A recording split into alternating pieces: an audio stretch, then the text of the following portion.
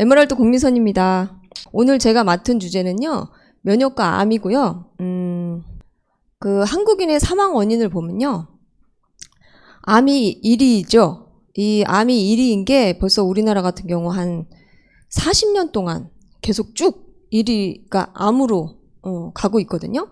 그 2위, 3위가 뇌혈관 질환하고 심장 질환인데 두 개를 다 합쳐도 그 1위를 넘어서지 못할 정도로 그렇게 암의 그 한국인의 사망 원인으로 가장 큰 원인으로 지목되고 있습니다. 그런데 이렇게 말씀드리면 그래도 그렇게 와닿지 않으시죠? 근데 요거를 보시면 좀 와닿지 않을까 싶어요. 그 2015년 기준이긴 하지만요, 보통 기대 수명까지 생존했을 때 암 발생 확률을 통계를 낸 거거든요. 네, 남자 같은 경우 79세까지 살고 여자 같은 경우 85세까지 살 경우에 남자가 5명 중에 2명, 그리고 여자 같은 경우는 3명 중에 1명이 지금 암 발생 확률이 있다고 합니다. 사실 두 개를 합쳐서 보면 한 36% 정도 되거든요. 이 36% 정도면요, 3명 중에 1명이 거의 그렇게 걸린다는 얘기인데, 사실 요즘 여러분들도 주변에 보시면 그 암 환자분들 꽤 많이 자주 보실 수 있지 않으세요? 예전에 비해서 훨씬 많아진 느낌도 저 객관적으로 좀 많이 드는데, 여러분도 아마 그런 느낌이 드실 거예요. 저 같은 경우도요, 전혀 저랑 상관없는 그런 병일 거라고 생각을 했었는데, 뭐 아시는 분들은 아시겠지만 저희 남편이 한 4년 전에 그 위암 판정을 받았었어요. 그래서 사실 처음에 위암 판정을 받았을 때는 1기라고 했거든요. 1기라고 했는데 그래서 수술 들어갈 때까지만 해도, 왜냐면 위암 1기는 보니까 한 생존율 한 90%? 그래서 잘 관리하면 되겠지 해서 좀 편안한 마음으로 수술실에 들여보냈었어요. 근데 수술하고 나서 그 의사 선생님이 그 잘라낸 위를 한 3분의 1을 절제를 했는데, 잘라낸 그 위를 보여주시면서 하시는 말씀이 3기라는 거예요. 그것도 1기, 2기, 3기, 4기, 말기 이렇게 되는데, 그 중에서 또 기수마다 A, B, C로 나뉘는데 3기 B라는 겁니다. 근데 이제 생존율이 한 30% 정도 되는 그런 병기거든요. 그 말을 들으니까 그 1기, 초기, 조기 이런 얘기를 들었을 때랑 완전히 사람 마음이요 틀려지더라고요. 그러니까 멘붕이 오는 거 있죠. 근데 이제 그 당시에 울 수는 없었어요. 왜냐면 제가 약해지면 안 되겠다는 그런 생각이 들었었거든요. 근데 정말 생각이 복잡하기도 하고 굉장히 멘붕이 왔었죠. 근데 이주연 리더님이 어떻게 아시고 전화를 주셨거든요. 그때 이제 울음이 완전히 왈칵 쏟아지더라고요. 그런 경험이 있었고요. 그때 지금도 생각을 해보면 여러 가지 생각이 굉장히 들었던 것 같아요. 애들이 그때 굉장히 어렸었거든요. 아이가 초등학교 3학년, 6학년 됐을 때였기 때문에 제일 먼저 눈에 밟혔던 게 아이들이었고요. 그리고 뭐 여러 가지 재정적인 문제라든가 이런 것들이 많이, 또 시댁과의 관계는 어떻게 해야 되나, 뭐 이런 문제들도 많이, 많은 문제들이 머리에 떠오르더라고요. 근데 그때 제가 정말 감사했던 건 뭐냐면 3가지가 있었어요. 뭐 아메이를 통해서 느꼈던 그런 감사함이기도 한데요. 첫 번째는 그래도 잠깐 멘붕이 있다가 제가 정신을 바로 차릴 수 있었던 건 뭐냐면, 제가 이 아메이 내에서 꾸준히 건강 강의를 들어왔었잖아요. 그랬더니 그 건강 강의를 들어왔기 때문에 제가 앞으로 우왕좌왕하는 게 아니라 어떻게 해야 될지, 뭐를 해야 될지 바로 판단이 쓰더라고요. 그리고 두 번째는 뉴트라이트에 대한 확신이 있었기 때문에 뉴트라이트를 가지고 그 암이나 이런 환자분들 많이 고친 사례들을 그 강의 중에도 많이 들었기 때문에, 왜 암 환자분들 그런 분 있잖아요. 암 환자분들이 항상 그 피해를 보는 게 뭐냐면, 죽음 앞에 문턱에 서니까 이거저거 그 사람들 말에 굉장히 솔깃해서 넘어가는 경우가 많이 있잖아요. 왜 이렇게 암에 좋은 게 많아요? 세상에 사람들한테 얘기하면 이거 먹어봐라 저거 봐라 얼마나 많이들이 많은지 몰라요. 정말 한 1000가지는 되는 것 같아요. 그렇게 많은 좋은 것들이 있는데 그런 것들이 죽음 앞에서는 암이라는 그런 그 병 앞에서는 굉장히 솔깃하는 그런 경우가 많거든요. 근데 저 같은 경우는 뉴트라이트가 있었기 때문에 그런 시행착오나 어떤 잘못된 정보로 휘둘릴 일이 없었다는 거 그것도 너무 감사했고요. 그리고 세 번째로는 제가 아메이를 한 7년 동안 진행하고 있었기 때문에 어느 정도 네트워크가 갖춰진 상태였거든요.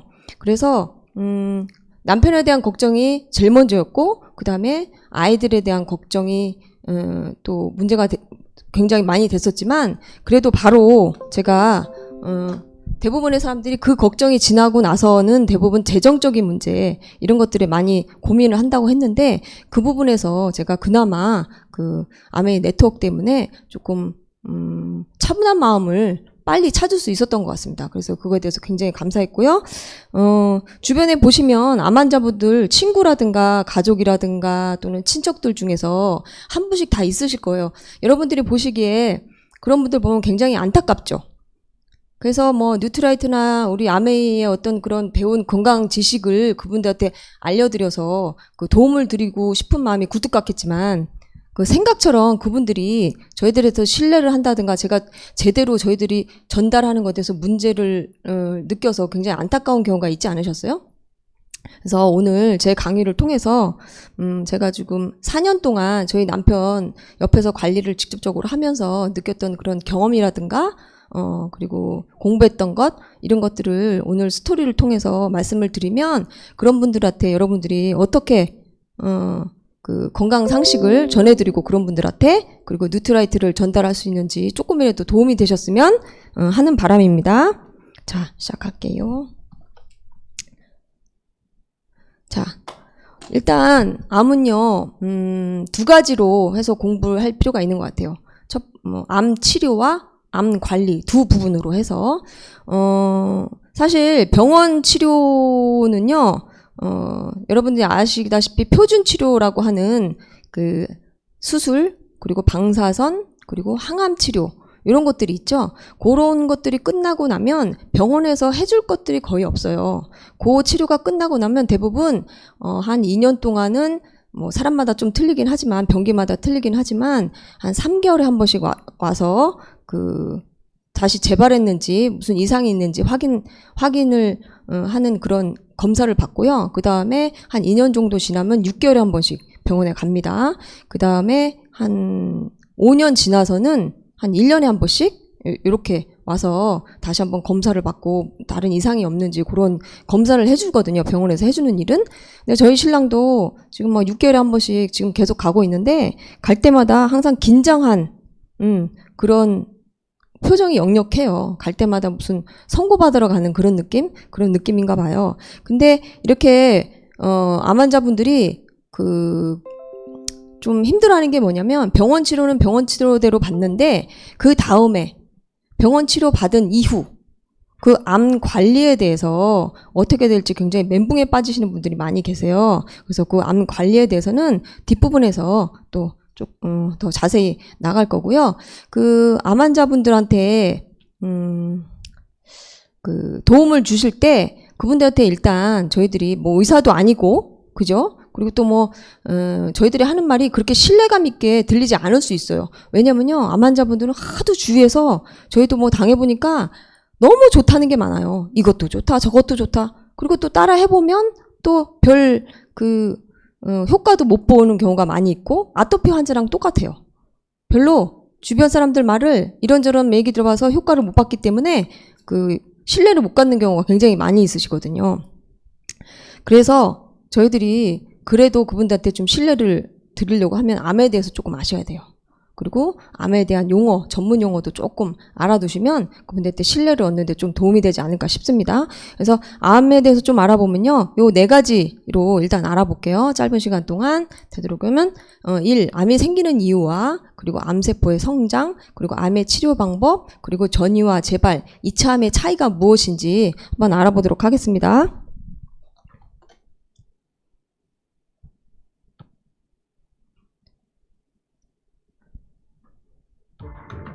자, 동영상부터 한 암은 오랜 시간 여러 잠깐 단계를 볼게요. 거쳐 발생한다. 발암물질의 침입, 세포 속 유전자의 돌연변이를 일으키는 것이 그 첫 단계다. 하루에도 5,000개에 가까운 세포가 돌연변이를 일으키고 또 사라진다. 이때 만약 지속적이고 강한 발암 환경에 노출되면 돌연변이 세포는 이상 증식해서 종양을 형성한다. 유전자의 변이가 계속해서 축적되면 종양은 악성화된다.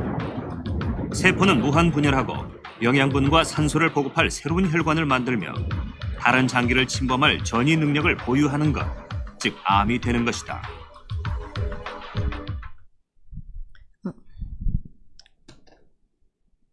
아주 짧은 영상이죠. 그래서 여기서도 내용이 좀 나오지만 간단히 정리하면요, 암이 생기는 이유는요, 발암 환경이나 약한 유전자에 의해서 불량 세포가 만들어지고 그 불량 세포가 그 무한 분열하게 되면서 생기는 게 암입니다. 그래서요, 여기 보시면 사실 그 세포 주기 조절의 실패로 무한 분열하는 종양세포 때문인데요. 스마트폰의 복제 불량률이, 그러니까 스마트폰 만들 때 불량률이 10만 분의 1이랍니다. 근데 저희 유전자 복제 불량률은 100만 분의 1이라고 하거든요. 그럼 이거는 거의 완벽에 가까운 건데, 그런데 우리 세포가 60조 개잖아요. 다들 아다시피 60조 개인데, 그래서 이 100만 분의 1의 불량률로 나오는 게 하루에 한 5,000개에서 6,000개 불량세포가 발생을 한다고 합니다. 근데 이걸 그냥 놔두면 모든 게 암이 되겠죠. 하지만 우리 몸에는 그거를 복구하고 자살을 유도하는 시스템이 있어요. 그러니까 단백질인데 P53PRB라는 단백질 유전자가 있습니다. 얘가 이 불량세포를 복구를 하고 자살을 유도를 하는데, 여기에 이 단백질에 문제가 생기면 복구가 안 되고 계속 불량세포가 복제가 되는 거죠. 근데 이거 생각해 보셨어요? 고래와 코끼리는 암에 걸릴까요? 안 걸릴까요? 안 걸립니다. 왜 안 걸리냐면요, 고래하고 코끼리는 인간보다 굉장히 크잖아요. 몸집이 굉장히 크다는 얘기는 세포도 굉장히 많고 그만큼 분열도 굉장히 많이 한다는 얘기인데요. 그런데도 암에 안 걸리는 이유는 진화를 거듭하면서 P53과 같은 그런 유전자를 인간의 20배를 소유하고 있답니다. 그래서 그런 큰 동물인데도 불구하고 암에 안 걸리는 거거든요. 그러면 여러분들, 발암 물질이 왜 암을 일으키는지 생각해 보셨어요? 왜냐면요, 활성산소도 마찬가지로 암을 일으키는데요. 그 일으키는 이유는 이 발암물질과 활성산소의 불안정한 화학구조 때문에 그래요. 예를 들면 원래 전자구조를 2개를 갖고 있어야 되는데, 좀 어렵죠? 좀 어려워도 좀 기본적인 내용이니까 여러분들이 조금 숙지를 하시면 좋을 것 같아요. 원래는 전자구조를 2개를 갖고 있어야 되는데 1개나 3개를 갖고 있는 거예요. 그러면 안정적인 구조를 갖기 위해서 이 전자가 버리거나 전자를 빼앗으려고 하겠죠. 그 과정에서 원치 않은 반응이 일어나고, 그리고 일어나야 되는 원래 그 반응이 방해를 받으면서 DNA가 손상이 되는 겁니다. 그 손상을 복구하는 그런 방어 시스템을 넘어섰을 때 발암이 되는 거고요. 그런데 다행히도 2차적으로 우리 몸에는 그 T세포, 그러니까 백혈구 안에 들어있는 T세포가 이 암세포를 직접 공격하게 되는데요. 이 T세포 방어 시스템도 뚫리게 되면 본격적으로 암이 발생하게 되는 거죠. 이런 기전을 통해서 암이 발생을 하는 거고요. 그러면 왜 암이 생기면 아픈 걸까요? 그리고 왜 암이 생기면 그로 인해서 죽는 걸까요? 이유는요, 암세포 성장에서 볼 수 있는데요. 암세포의 특징을 딱 한 가지로 정리하자면 빨리 자라고 무한장 자란다는 거거든요. 그래서 빨리 자라고 무한장 자라면서 장기, 그러니까 기관을 압도해 버리는 거죠. 예를 들면 재개발에서요, 알박기 있죠. 재개발을 하려고 하는데, 그 지역에 재개발을 하려고 하는데 알박기를 하는 한 집이 있어. 그러면 재개발이 안 되죠. 그 기능이 안 되는 거 아닙니까? 그거랑 똑같아요. 그렇게 기관의 기능을 마비시켜버립니다. 이 암세포가. 그리고 무산소 대사를 암세포가 하는데요. 이게 무슨 뜻이냐면요. 정상세포는 대사를 일으키기 위해서 항상 포도당 1개와 산소 1개를 꼭 필요로 해요. 그러면서 32개의 ATP는 뭐냐면요. 인간이 사용하는 에너지 형태를 얘기해요. 그러니까 에너지를 얘기합니다. 그래서 포도당 1개랑 산소 1개가 결합돼야 32개의 에너지가 만들어지는데 이 암세포라는 놈은요. 산소가 없이 포도당만으로 이 에너지를 만들 수가 있어요. 근데 포도당 1개당 2개의 에너지를 만들 수 있어요. 굉장히 효율성이 떨어지죠. 그렇기 때문에 근데 얘는 무한정 자라야 되고 그렇기 때문에 엄청난 당분을 필요로 합니다. 이 당분을 끌어오기 위해서 신생혈관을 만들어내요. 이 신생혈관은 뭐라고 얘기하면 우리 혈관에다가 이 암세포가 빨대를 꽂는 거예요. 그래갖고 우리 몸에 들어가는 모든 당분을 빨아대니까 정상세포가 이 포도당을 필요로 하잖아요. 근데 정상세포가 먹을 게 없을 정도로 해서 굶어 죽게 만든 그런 무서운 놈인 거죠. 예를 들면 폐에 암이 생겼잖아요. 그러면 폐에 스캔을 뜬단 말이에요. 그럼 폐에 스캔을 뜰 때 당분 주사를 넣습니다. 그러면 그 당분 주사를 이 암세포가 쫙 빨아들일 거 아니에요. 그 빨아들 때 그 부분이 하얗게 변하거든요. 그걸 보고 암세포를 식별해낸다고 합니다. 자, 그래서 설탕하고 탄수화물이 결국 당분 아닙니까? 그래서 설탕과 탄수화물을 줄여야 되는 이유고요. 그리고 당뇨 환자가 암에 잘 걸리는 이유기도 합니다. 그리고 그 암세포는 산소를 싫어하거든요. 산소가 필요 없잖아요. 산소를 필요 없는 거를 넘어서서 산소를 싫어해요. 암세포는.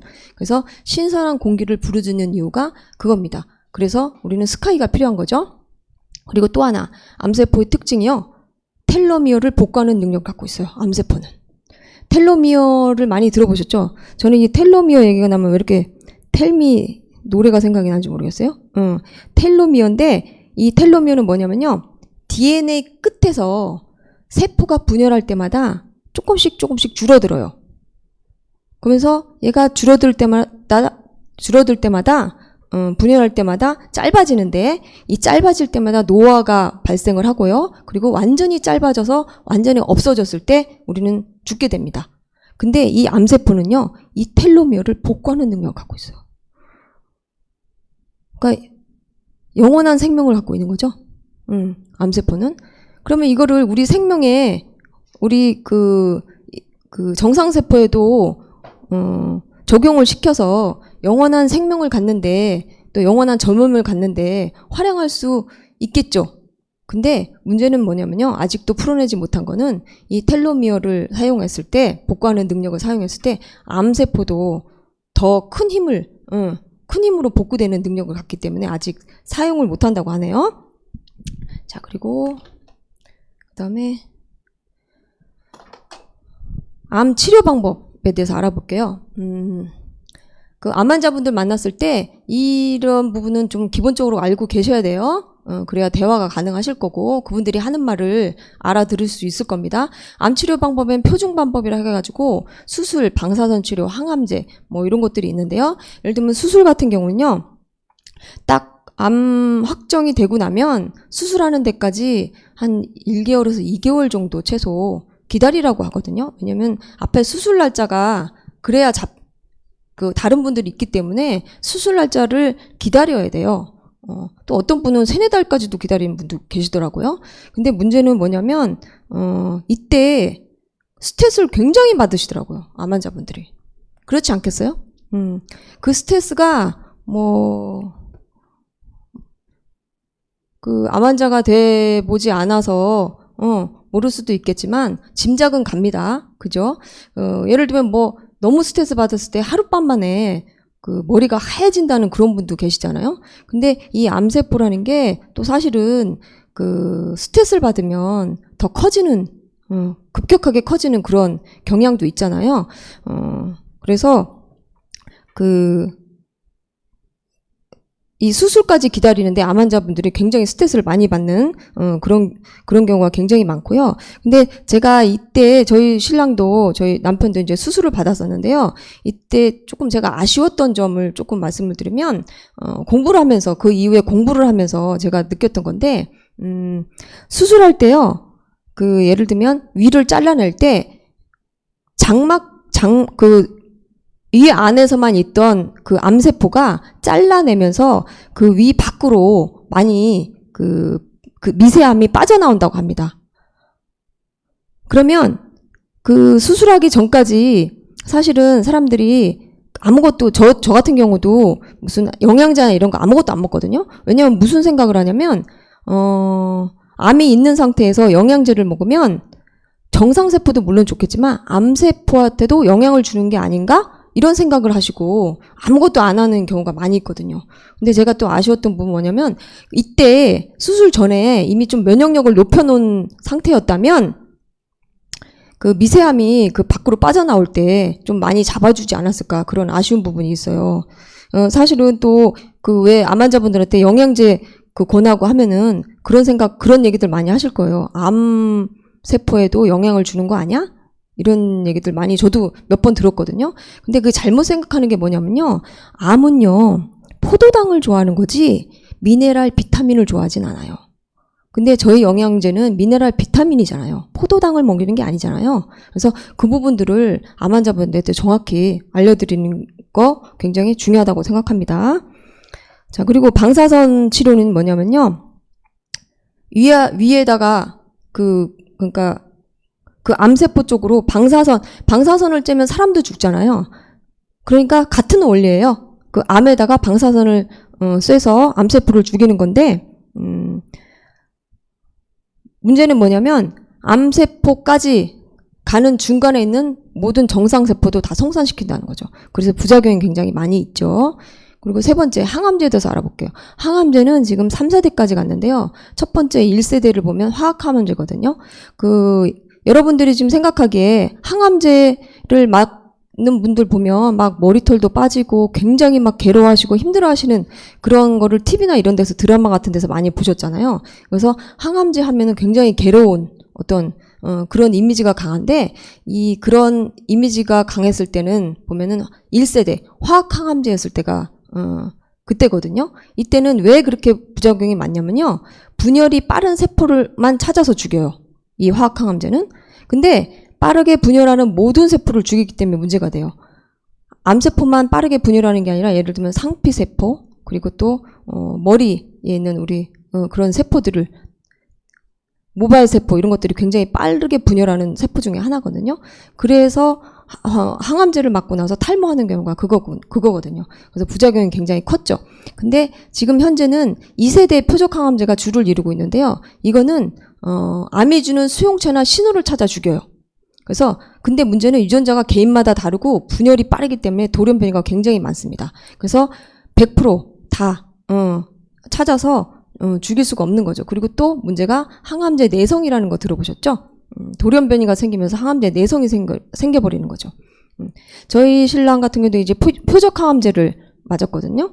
근데 위암 같은 경우는 이 표적 항암제는 탈모는 안 되더라고요. 그래서 저희 신랑 같은 경우 탈모는 안 됐거든요. 근데 아직도 유방암 환자분들은 탈모는 되시더라고요. 그래서 암 종류에 따라서 탈모가 되고 안 되고 차이가 있고요. 그때 당시 저희 신랑이 이거 그 표적 항암제 맞으면서 부작용이 있긴 했지만은 부작용이 누테트를 먹으면서 다른 것들이 굉장히 없는 편이었는데 딱 하나 부작용이 있었던 건요. 손바닥에 내는 것들이 그 껍데기가 다 벗겨지더라고요. 지문이 없어질 정도로. 지금도 지문이 안 나와가지고요. 그 무역을 하기 때문에 출장을 많이 다니는데 외국으로 항상 그 지문 때문에 많이 고생을 하더라고요. 출국할 때나 그럴 때 그리고 공공기관 갔을 때 지문이 없었고 많이 힘들어 했고요. 그거 외에는 부작용이 없었던 것 같아요. 제 생각에는 뉴트라이트 힘이 아니었나 그런 생각이 들어요. 그리고 지금 또 3세대 명역항암제라는 게 지금 시도되고 있는데요. 얘는 T세포, 아까 T세포가 암세포를 공격한다고 그랬잖아요. 이 T세포를 활성화시켜가지고, 즉 면역력을 높여가지고 암세포를 직접 공격하지 않고 해갖고 치료하는 거거든요. 문제는 굉장히 비쌉니다. 아직까지 굉장히 비싸고요. 성공률이 30%. 그리고 이 T세포가 너무 활성화돼서 그 이후에 자가 면역 질환을 유도하는 그런 경향이 있는 그런 단점이 있습니다. 자, 이거 암 치료 방법으로 한 가지만 더 말씀드릴게요. 요즘 중입자 치료, 뭐 양성자 치료 뭐 이런 것들이 있거든요. 환자분들 중에 이거에 대해서 말씀하신 분이 간혹 계실 거예요. 이건 뭐냐면요. 방사선 치료 중에 하나인데 방사선 치료는 중간에 거기까지 암세포까지 가는 중간 단계에 있는 세포들, 정상세포를 다 손상을 시킨다고 했잖아요. 근데 얘는 뭐냐면 입자 가속기를 이용해서 에너지를 응축한 다음에 암세포를 향해서 발사를 하거든요. 근데 얘는 속도가 빠를 때는 에너지를 응축하고 있다가 속도가 멈추거나 속도가 낮아졌을 때 에너지를 방출해요. 그러니까 암세포에 다다랐을 때 그 에너지를 한꺼번에 발사를 하는 거죠. 그러면서 암세포를 죽이는 그런 치료법이거든요. 그래서 중간 정상세포를 손상시키지 않습니다. 특히 폐암 같은 데 특히 효과가 있는데 완치율이 90%라고 하죠. 근데 문제는 일본과 독일에만 있습니다. 그리고 현재 지금 서울하고 부산에 건설 중이라고 하는데 비용도 한 1억 정도 치료받는데 1억 정도 든다고 하네요. 그래서 굉장히 뭐 꿈의 치료라고 하기도 하는데 또 나와봐야 알겠죠. 여러분들 그 제가 질문 하나 드릴게요. 저도 그런 생각을 했는데 저희 신랑이 항암 치료나 이런 표준 치료를 할 때 저희들 많이 그런 책자나 이런 것들 또는 많이 그 강의를 통해서도 많이 접했듯이 항암제가 되게 무섭다는 말을 많이 들으셨죠. 그렇고 저도 그 남편 항암제 맞는 거에 대해서 굉장히 고민을 했었거든요. 근데 이런 생각도 해봤어요. 내가 만약에 정말 암에 걸렸다면 내가 항암제를 안 맞고 할 수 있을까? 항암 치료를 안 할 수 있을까? 또는 산에 들어갈까? 이런 생각을 해봤어요. 여러분들은 어떻게 생각하세요? 저는 저희 신랑 결국은 그 표준 치료, 항암 치료하고 그리고 수술 다 했거든요. 근데 한 이유가 뭐냐면요. 세 가지 정도로 제가 말씀을 드리면 첫 번째, 남편이요. 저희들처럼 그 뉴트라이트나 이런 거에 대한 확신이 저희들만큼 없을 거 아니에요? 그러니까 이 병원 치료를 안 받기에는 너무 스트레스가 크더라고요. 그래서 스트레스는 암의 가장 큰 원인이잖아요. 그래서 그렇게 스트레스를 받느니 항암 치료를 받고 열심히 그 관리를 하자. 그 측면에서 받았고요. 두 번째는 어쨌거나 70%로 생존율이 우리나라의 그 암 생존율이 높아졌잖아요. 그렇다면 그 표준 치료를 받고도 효과를 본 사람이 있다는 거잖아요. 그러면 생존율이 그 위암이 3기 B인 경우 30%라고 했는데 30%에서 1%라도 늘릴 수 있는 방법이 있다면 해야 되겠다는 생각을 했습니다. 그리고 세 번째는 뉴트라이트에 대한 믿음이 있었어요. 그 부작용을, 표준 치료의 부작용을 뉴트라이트를 통해서 감소시킬 수 있다는 그런 믿음이 있어서 사실은 저희들은 표준 치료를 다 받으면서 관리를 했습니다. 마지막으로 암의 전이와 재발 이참, 요 차이를 대부분 잘 모르시거든요. 자, 요 부분을 한번 공부를 해볼게요. 자, 암의 전이는 뭐냐면 다른 장기로 전이를 하는 겁니다. 그러니까 혈관과 림프관을 통해서 전이를 하는데 대장암이 간으로 전이돼도 대장암이고 치료도 대장암 치료에 따릅니다. 대장암이 간으로 전이면 간암이 아니라 그냥 대장암으로 본다는 거죠. 이걸 전이라고 하고요. 재발은요. 치료 후에 다시 발병을 하는 거예요. 이때는 생존율이 극히 떨어지고 위험합니다. 왜냐하면 기존 치료가 실패했기 때문에 치료 수단이 줄었다는 의미이기도 하거든요. 그리고 2차 암이라는 건 뭐냐면요. 전혀 새로운 암이 발병한 거예요. 대장암이 아니라 갑자기 간암이 또는 위암이 생기는 거지. 예. 근데 이때는 뭐 생존이 극히 낮아지거나 하진 않아요. 그냥 또 새로운 암이기 때문에 또 새로 치료를 하면 되거든요. 근데 이게 암이 한 번 걸리면 2차 암이 걸릴 가능성이 굉장히 높아요. 왜냐면 암은요, 잘못된 식습관, 생활습관 또는 약한 유전자, P53이나 PRB 같은 그 약한 유전자에 의해서 선천적으로 발생할 수 있기 때문에, 그래서 사실은 이 부분을 잘 관리를 하고 생활 습관을 바꿔야만 없어지는 거죠. 자, 두 번째로 암 관리 들어갈게요.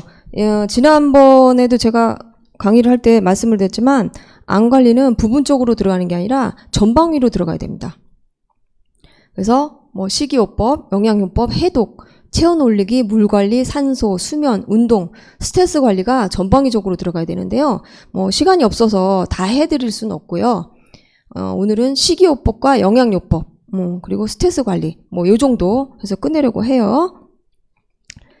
자, 식이요법은 일단 첫 번째 소식이 돼야 되겠죠? 장수의 기본이 소식 아닙니까? 그래서 뭐 많이 먹어서 항상 문제가 되는 거지 적게 먹어서 문제 생기는 일은 없습니다. 그리고 소화되지 않는 음식은 독이라는 거 아시죠? 그래서 소식이 가장 기본이 돼야 되고요. 두 번째는 설탕을 끊어야 됩니다. 아까 설탕을 끊어야 되는 이유는 포도당은 암의 먹이이기 때문이라고 말씀드렸죠.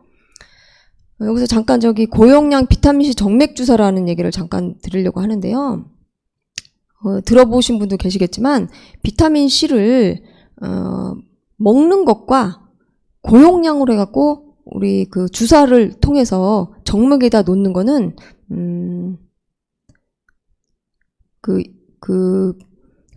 암을 죽이는 방법이 틀려요. 먹는 거는 저희들이 잘 알다시피 그냥 항산화 역할을 합니다. 비타민C를 구강을 통해서 먹는 거는. 근데 정맥을 통해서 먹으면요 무슨 일이 일어나냐면 여러 가지 반응을 일으키지만 그중에서 제일 중요한 거라고 생각하는 건 뭐냐면 이 암이요 비타민C를 포도당, 당분으로 인식을 해요. 그래갖고 비타민C를 먹어버려요. 그러면서 결국은 암이 굶어 죽는 거죠. 그리고 이 비타민C는요 과산화수소 아시죠? 우리 소독약에 쓰는 거 이렇게 뭐 상처에다가 바르면 막 부글부글해서 거품이 일어나는 그 과산화수소 기억나시죠? 그 과산화수소를 만듭니다. 그래서 얘를 생성하고 축적시켜가지고 암세포를 죽이는 기능을 하는 게 이 비타민C를 정맥주사로 맞았을 때 역할입니다. 그래서 먹는 것과 정맥으로 놨을 때 비타민C의 역할은 틀리다. 그래서 좀 암 환자분들한테는 뭐 이렇게 저 정맥주사는 그렇게 비싸지도 않거든요. 그 개인 병원이나 이런 데 가면은 맞을 수 있는데, 저는 적극 추천하고 있어요. 그리고 세 번째, 유기농 채소, 과일을 섭취를 하셔야 됩니다. 아시다시피 농약이나 제초제, 살균제, 이런 것들은 그 발암물질이죠. 그래서 그런 것들을 되도록 제한해서 드셔야 되는데, 저희 같은 경우는, 유기농 가게 중에 여러 가지가 있는데 뭐 생협도 있고 뭐 여러 가지가 있죠. 그중에 저는 그 한살림이 제일 믿을만 하더라고요. 지금 뭐 한살림 선전하는 것도 선전하는 시간은 아니지만 한살림을 이용하고 있고요. 그 예전에 제가 병원에서 들었던 얘기인데요. 그 유방암 환자예요. 근데 젊으신 여자분이야. 근데 이분이 공부를 많이 했어요. 그래갖고 뭐 전에도 말씀드렸지만 그 거순요법을 직접 배우기 위해서 미국에도 가가지고 그거를 또 한 달 동안 배워갖고 와서 그 암 치료를 한다고 했거든요. 근데 그 거순요법의 가장 핵심은 뭐냐면 그 채소 주스를 하루에 13잔씩 마시는 게 가장 기본입니다. 그래서 그걸 갖고 그 치료법을 와서 한국에서 한다고 그 채소 주스 13잔을 매일매일 마신 거예요. 근데 이제 이분이 돈이 없으니까 그 시장 같은 데 가서 그냥 채소 사다가 깨끗이 씻어서 그 채소 주스를 해서 마신 거예요. 근데 이분이 돌아가셨어요. 돌아가신 이유는 뭐냐면 유기농이 아니라 아무리 깨끗이 씻어도 그 농약이 남아 있었던 거죠. 결국은 그거를 농약을 농축해서 먹은 겁니다. 그래서 돌아가셨어요. 그런 경우가 있었고요. 그래서 그 암 환자가 채소식으로 많이들 바꾸잖아요. 근데 그 바꾸는 중요한 이유는요. 일단 뭐 몇 가지 여러 가지가 있지만 일단 말씀을 드리면 과다 당분을 섭취할 걱정이 없겠죠. 채소를 많이 드시면. 그다음에 채소 속에 식물 영양소, 항산화 요소를 섭취할 기회가 늘어나기 때문입니다. 그래서 암 환자분들은 유기농 채소와 과일 섭취를 하시는 게 바람직하고요. 그리고 되도록 네 번째, 육류를 제한하셔야 되는데 육류를 제한하는 이유는 여러 가지가 있습니다. 그중에서 오늘 말씀드릴 건 뭐냐면 육류는 포화지방이 단백질이 문제가 아니라 포화지방이 문제인 거예요. 이 포화지방이 혈액순환에 치명적이기 때문입니다. 혈액순환이 잘 안 되면 그 혈액을 통해서 산소와 그리고 영양분이 잘 돌질 않겠죠. 그러면 가장 암이 좋아하는 그런 환경이 되면서 암이 발생을 하고 성장을 하겠죠. 그리고 또 뭐냐면 온전한 식재료를 육류 같은 경우는 구하기가 어려워요. 채소는 그나마 어떤 뭐 인증이나 뭐 이런 것들이 굉장히 잘 관리되고 있기 때문에 쉽게 그래도 구할 수 있는 반면에 육류는 솔직히 좀 확인하기가 어려운 경우가 많이 있죠. 근데 육류를 어떻게 키우나요? 아시다시피 항생제 그리고 성장 촉진제를 굉장히 많이 맞추죠. 그리고 옥수수 사료를 먹였는지 뭘 먹였는지 알 수가 없죠. 사실 옥수수 사료를 먹었을 때 뭐가 문제가 되냐면 잘 알다시피 대부분의 옥수수는 GMO 유전자 조작으로 만든 것들이 많이 있죠. 그래서 육류를 제한하는 게 좋고요. 그리고 다섯 번째로 글루텐. 유제품이 알레르기와 염증을 일으키거든요. 그 글루텐은 밀가루에 들어있는 그 쫀득쫀득하게 하는 그걸 글루텐이라고 하죠. 그 글루텐이 사실은 저 같은 경우도 밀가루를 많이 먹으면 막 설사를 하고 배가 아프거든요. 그런 분들 꽤 계세요. 근데 그렇지 않더라도 글루텐은 그 알게 모르게 그 알레르기와 염증을 일으키는 분들이 많이 있으세요. 근데 이 아시다시피 염증은 만성 염증으로 갔을 때 그게 암을 일으키는 거기 때문에 되도록 그 암 환자분들한테는 밀가루, 글루텐이 들어있는 밀가루 그리고 유제품 이런 것들을 안 드시게 하는 게 좋습니다.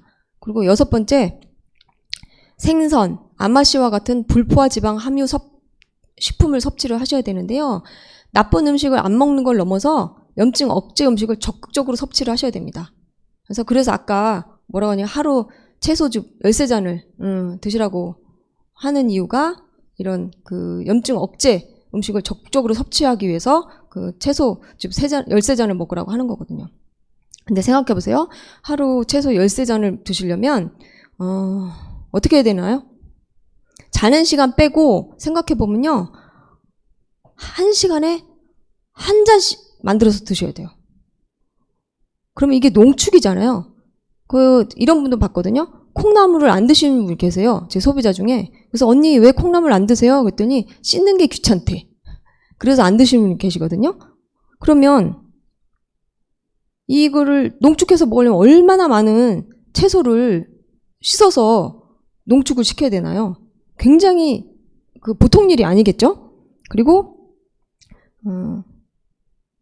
유기농 자체를 또 구입하기가 어렵고요. 이거를 13잔을 하루에 이렇게 해서 먹으려면 제 생각에는 그 한 살림 한 두세 군데를 아마 다 싹쓸이 해야 그 정도의 채소를 다 구할 수 있으실 거예요.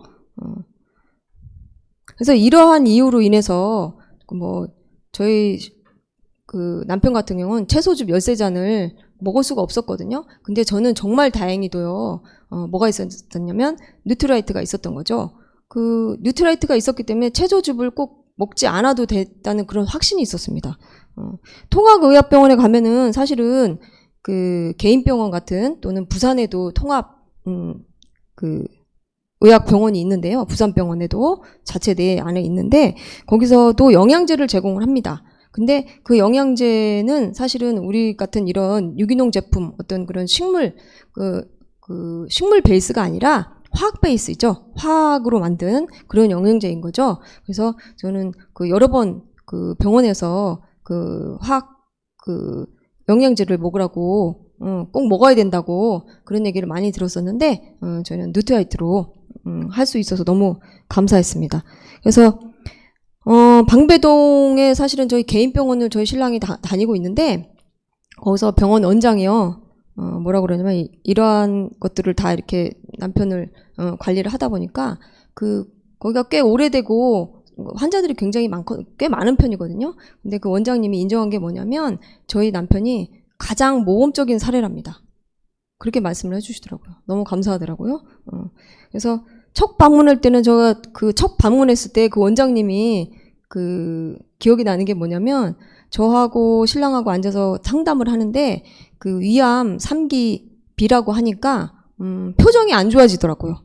굉장히 위험한 병기고 좀 재발할 확률이 굉장히 많다고 굉장히 안 좋은 표정을 지으셨었거든요. 근데 지금은 그 병원에서 가장 모범적인 사례로 그렇게 꼽혔어요. 그때 둘이 얘기를 하는데 자꾸 원장님이 저 얼굴을 쳐다보고 얘기를 하시더라고요. 그래서 하시는 말이 나중에 제가 환자고 저희 신랑이 따라온 줄 알았다고 그렇게 얘기를 하더라고요. 그때 물론 제가 화장을 안 하고 가고 그런 것 같아요. 그래서 그랬던 그 위험한 병기에 있는 저희 남편이 가장 모범적인 사례가 됐다고 하니까 지금 너무 좋습니다. 자, 이거는 스마트한 치료 유연성. 잠깐만요. 자, 이분은 류영석 암 전문의 원장님이신데 제가 초기에 저희 남편 초기에 굉장히 도움을 많이 받았던 원장님 중에 한 분이세요. 이분 유튜브가 굉장히 많이 나오고 있는데요. 굉장히 말씀이 느리세요. 그리고 지금 저녁에 식사하시고 굉장히 졸릴 수 있습니다. 근데 좀 졸지 마시고 특히 주변에 암 환자분들 계시면 이분 지금 이야기하시는 이 부분이 굉장히 도움이 되실 거라고 저는 생각이 들거든요. 그래서 한번 보시기 바랍니다. 그냥 틀어드릴게요. 스마트한 치료 유연석입니다. 이 암 환우분들께서 이렇게 투병을 하는 과정 중에 굉장히 혼란스러워 하시는 분들이 많이 있습니다. 가장 그 혼란스러운 것 중에 실제로 참 해야 될 게 참 많습니다. 그 다음에 또 지켜야 될 것도 많고 하지 말아야 될 것도 많고 또 사람마다 또 갑론을박입니다. 이게 좋다 저게 좋다. 왜 좋은 것이 그렇게 많은지 모르겠습니다. 그래서 그런 거 저런 거 좋다고 그래서 다 이렇게 하다가 보면 금방 지칩니다.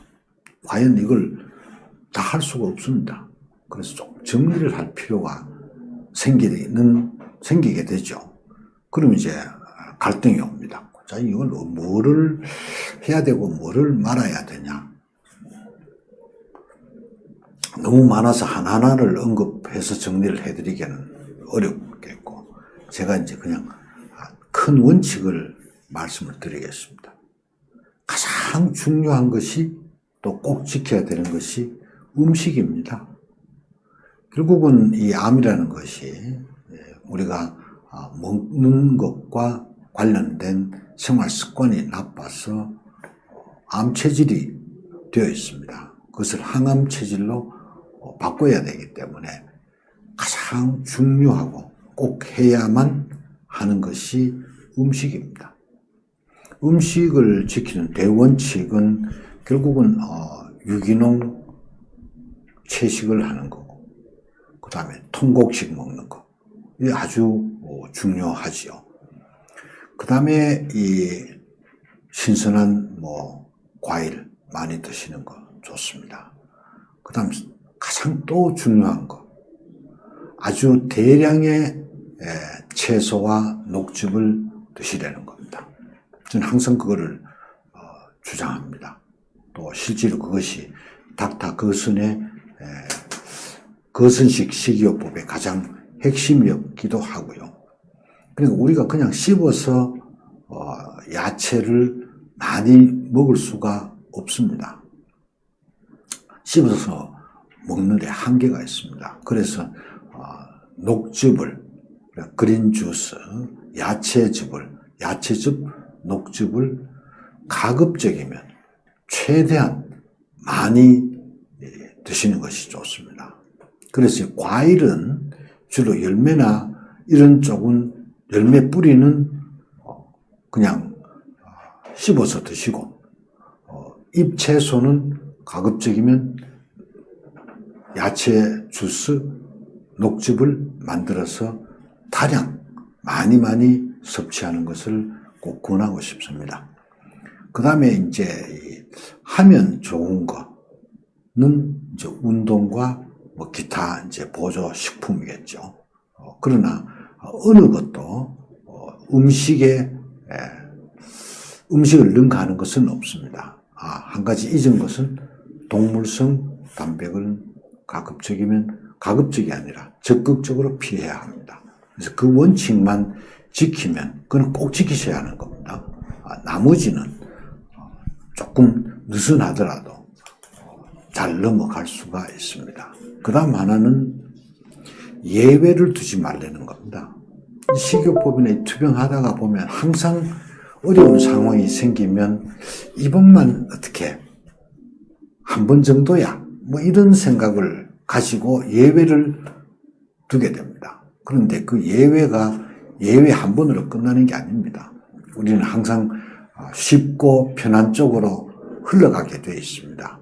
한 번의 예외가 한 달이 지나면 10번의 예외가 되고, 그보다 또 좀 더 지나면 어느새 변형된 식이요법을 하고 있습니다. 그래서 예외를 두지 말고 식이요법을, 음식을 가장 최우선에 두시라.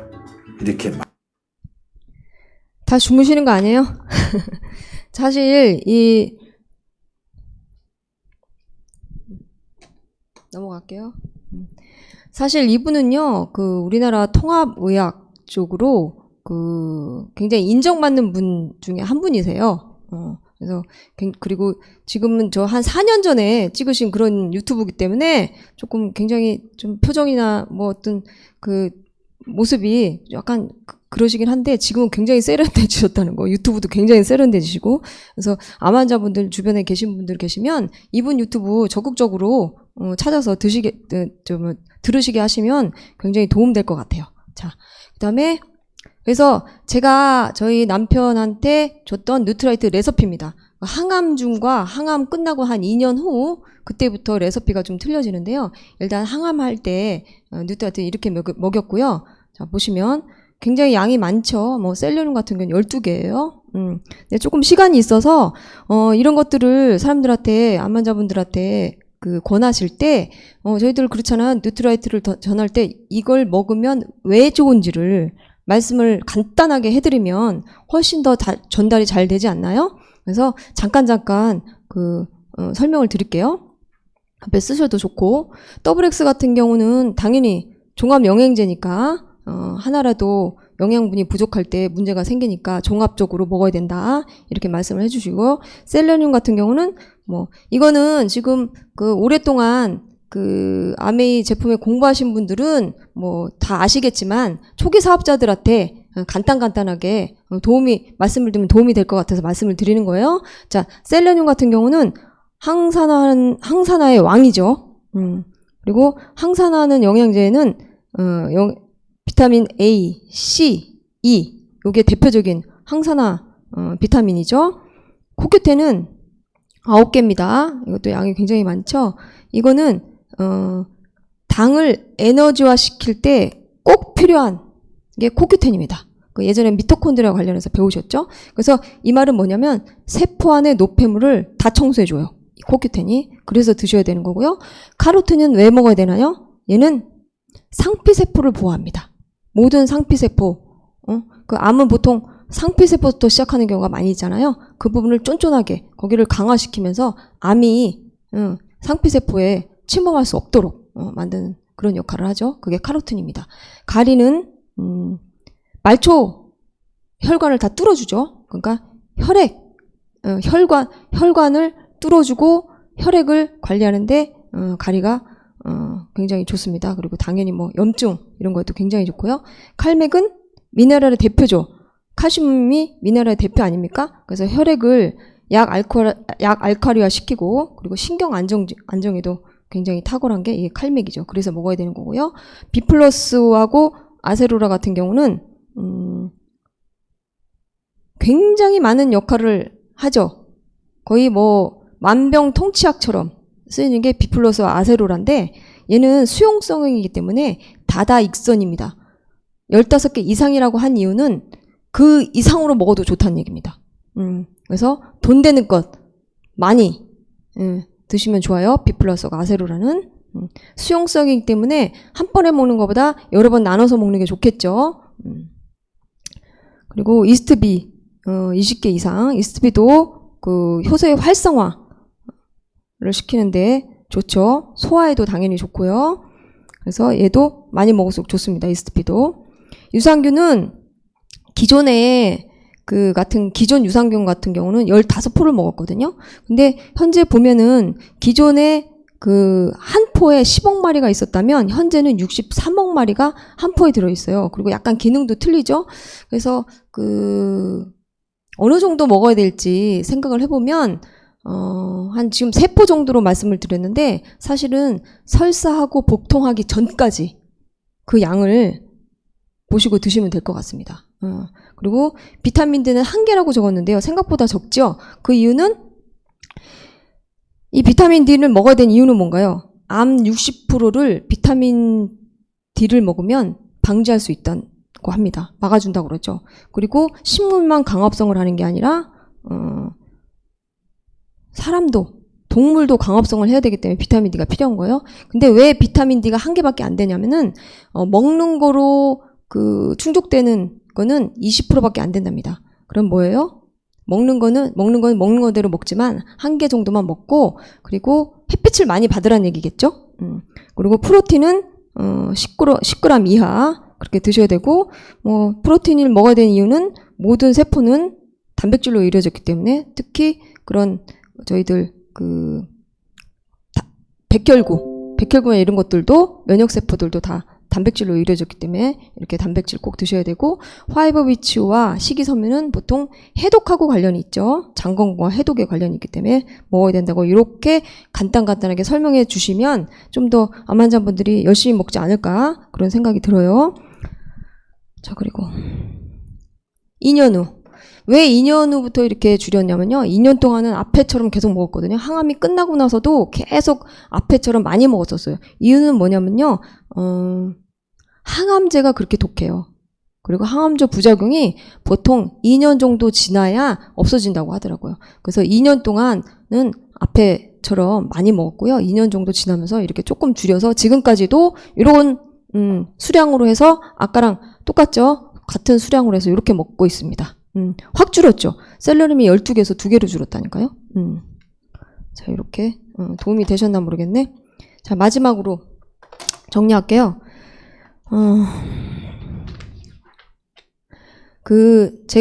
저희가 다니고 있는 그 통합의학병원 원장님이 무슨 말을 하셨냐면요. 곧 돌아가시는데요. 암 때문에. 내일 돌아가신대, 내일 돌아가시는데 돈 때문에 싸우더래요. 돈 가지고 싸우더라는 거예요. 그래서 굉장히 묘한 표정을 지으시더라고요. 근데 저는 그 말을 듣고요. 굉장히 좀 슬프더라고요. 참 사람이 한치 앞을 못 보는구나. 응? 내일 암 때문에 죽는다는데 돈 때문에 속상해하고 스트레스 받고 그것 때문에 사람들이랑 싸운다는 게 정말 어느 부분에서 이해가 안 될 정도였는데 사실은 암 관리에서 가장 중요한 거는 마음가짐인 것 같아요. 그 정신과 육체는 분리되어 있는 게 아니잖아요.